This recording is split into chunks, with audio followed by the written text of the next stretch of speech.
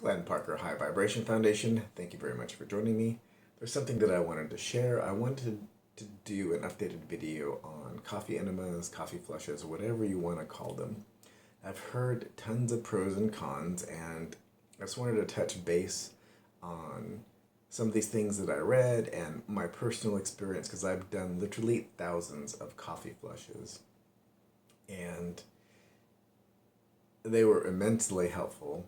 And I've done a lot. I've done hundreds and hundreds of freshwater flushes, either through it with a Kalina board. And if you don't know what that is, it's a board that you can put over your toilet, and you get like a 5-gallon or more like thing of water, and it runs and rinses and cleanses out the colon. These are the next best things you can do to actually getting an actual colonic. And the colonic's a lot more convenient, but a Kalina is cheap. You buy the Kalina board for a few $100, and you can get the bucket and this type of thing and suspension and all that for maybe another 100, 150. So for a very inexpensive price, for like the price of a couple colonics, you can do it yourself at home basically, and get nice and squeaky clean inside.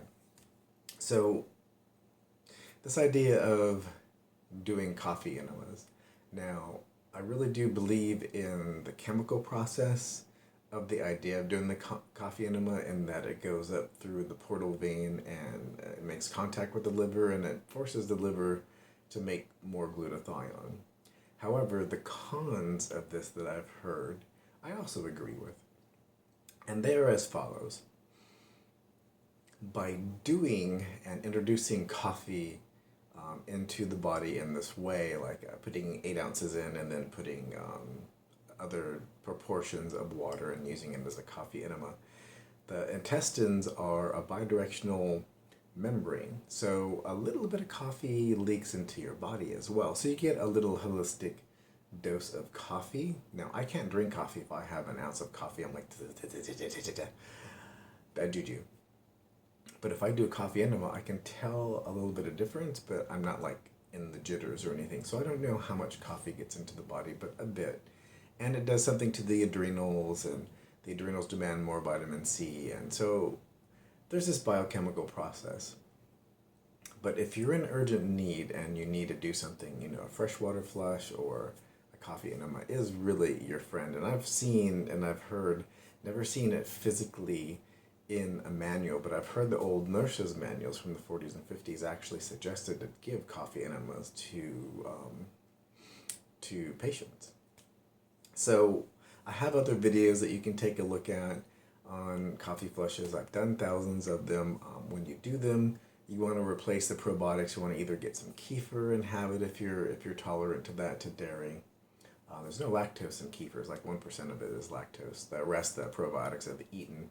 So there's usually 12 strains of probiotics in kefir, so you can drink that during the process, have it diluted. You can even take some other probiotics that have the larger strains. As many strains as possible is better. Put them in the kefir and mix it up and take it, because then they have something to eat and multiply off of. When you do the coffee, you should do like a freshwater flush with some probiotics in there or some bifidus, and then the coffee, and then the same thing, another fresh water to clean out the rest of the coffee that didn't come out, that has some bifidus, and that's what I usually would do. Now, I don't have to usually do them very often. I had to do them. I had a wicked crazy rash. I had a lot of anger, and I didn't know what was passing through my system, but I had like almost chemical burns all over the place, and 60 days ago they started. They lasted for a month, and it was only doing coffee flushes again once a week that literally got rid of them. So, some argue that the fresh water is what's doing it, that you're cleansing out the colon, and I would agree. But the glutathione acceleration in this process does definitely help. It kicks up a lot of different processes in the body. Now, you have to address why you need to do this. What's going on emotionally in your life and in your types of things that you're doing. What types of things are you eating? What kind of lifestyle do you live? What kind of people do you live with? Because these are affecting you emotionally and physically to a degree where you think you need to do, or you need to do a coffee flush or a cold water flush to clean these toxins out, both emotionally and physically. So you have to examine your lifestyle, because what ends up happening is you go, ooh, I feel better, I can do this, I can do that, I smoke some weed and have a drink and blah, blah, blah. And then, oh, all of once you're like, oh, it hurts again, and your face is all messed up and things are happening and your body's not happy. And then you start doing a coffee flush or these other types of things, and you get caught in a cycle. So you have to examine the reason why you have to do a coffee flush. You have to clean up your lifestyle. You don't have to. I mean, you can go through that cycle if that's what you want to experience in this lifetime, but coffee flushes are damn time consuming. They take, to do them right and to hold them for a duration of time, like some say a couple of minutes, 8 minutes. I usually do like 10 to 15 minutes. If you're able to hold it for that long, the more toxic you are, the more it wants to evacuate. And the coffee wants to evacuate that as well. Your body doesn't, doesn't quite belong there. It's also dehydrating you a little bit too, because coffee has that effect. So it kind of wants, your body wants to get rid of it. So if you can hold it for any length of time, so you get to really step back and look at why you're doing this process. And you can experience this process, it does take a couple hours to complete this process correctly. And because you got to make the coffee, you have to prepare, you have to put towels down just in case in the bathroom from the tub to the toilet, just for precautionary sake. Fortunately, I've never had an issue with this, but if you do, clean up on aisle 5 is much easier if you have stuff just to take and go, wah, bye-bye. So, disposable towels, and then prepping the area. Make sure there's nobody else that needs the bathroom during this process. Cleaning up anything that might be in the tub, scrubbing it down, maybe putting some bleach, light bleach, and scrubbing scrubbing the toilet, and all these things, preparing, disposing, clean up on aisle 5, any of these types of things takes like an hour and a half.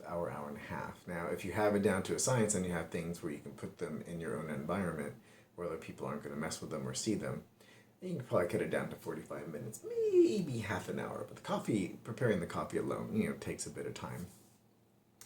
And, I'm just trying to brush on key topics.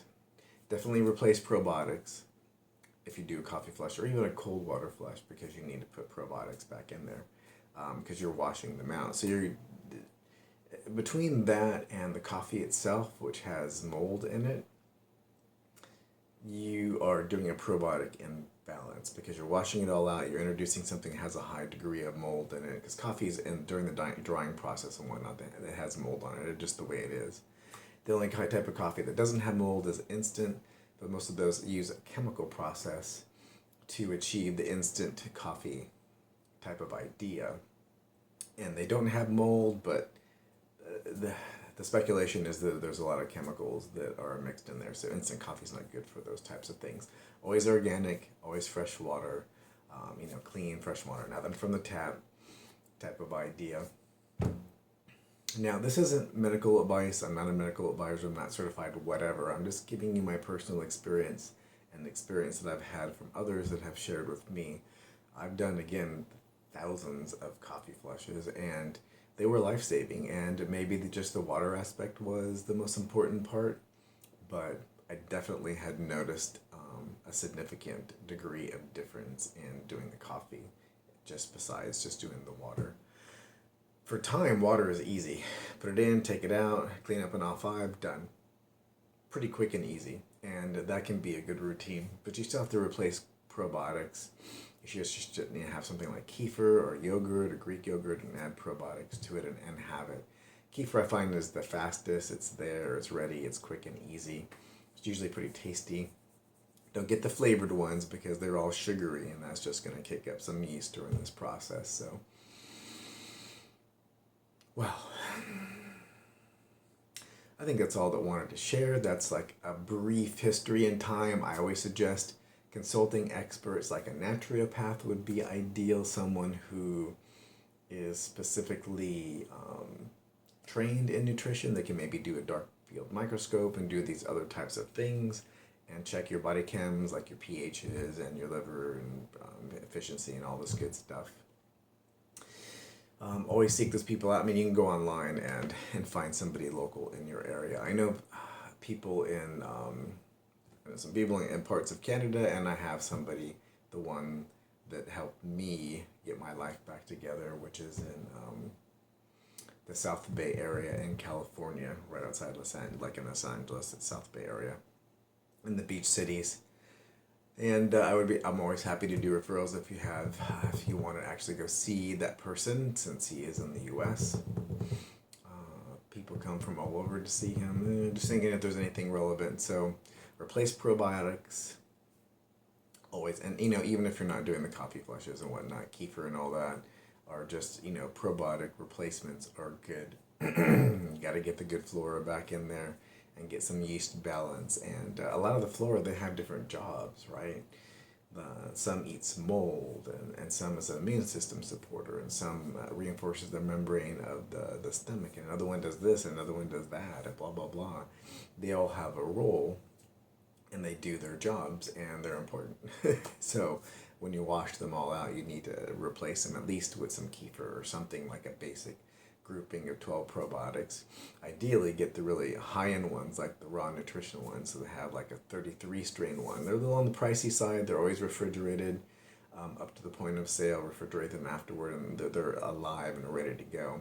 You take one of those and empty it into like an 8-ounce thing of kefir, have it, and then put some water in it and finish it so that it has a nice, like 16 ounces all mixed up in there with probiotics, and then it has a base of items to eat and multiply on, and every 20 minutes they'll multiply and multiply and multiply.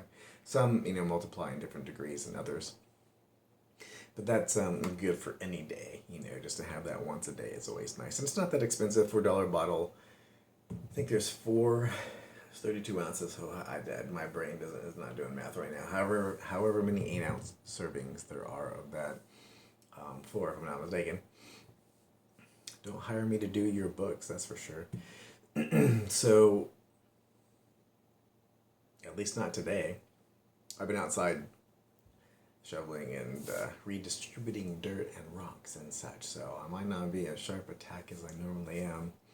So that's what I wanted to share. I think it's important just to touch base on the other videos that I've done. And if you have any questions, please leave them in the comments below. Again, Glenn Parker, High Vibration Foundation, coaching life, business, and spiritual. Don't forget retreat, boys and girls. Always have a retreat. Good to recalibrate yourself, ask questions, be able to sit in another's presence that's maybe a little bit more calm and mellow. And if you do like this video, please do like, subscribe, and share.